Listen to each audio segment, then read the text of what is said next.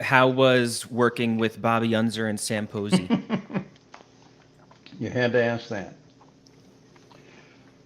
Bobby Unser, three-time winner of the 500, was unique. He was an amazing personality, dynamic. You knew when he came into the room. But in a lot of ways, he was also a little humble. But if you're going to talk about racing in the Indy 500, he's the absolute expert, and that's valid. Sam Posey was primarily a sports car racer who I think competed in two Indianapolis 500s with no great result.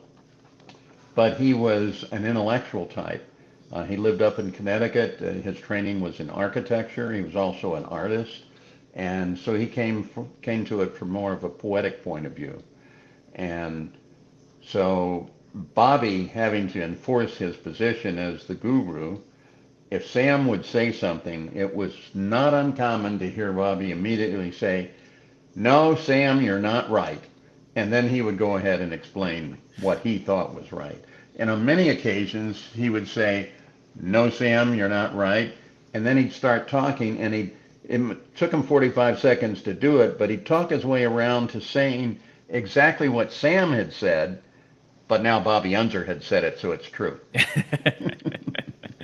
Was it competitive between them? Like, was it? No, it was. A lot of people thought it was competitive. A lot of people did, but they were very good friends, and they Yeah. both love racing, and they talk about all the little nuances of what both had done. Him in sprint cars, and Sam in the sports cars, and I think it amazed everybody. We were flying to Australia, and a lot of racers were on board the aircraft, and Sam and Bobby were sitting together, and they were all watching to see when the fight would break out, 14-hour flight.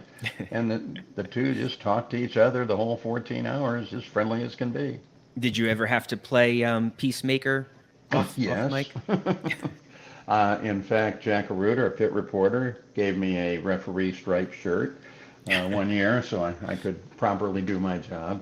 Yeah, there were occasions when I had to kind of calm them down a little because they were both trying to make what they felt was their most important point, and it's my job there to keep all of that in balance and to definitely, it's okay to have an argument.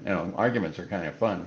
Any kind of controversy is fun, but I had to make sure that the race, from an announcer's point of view, that we were being smooth about the coverage of it. So yeah, occasionally it'd be something hopefully subtle, like "shut up."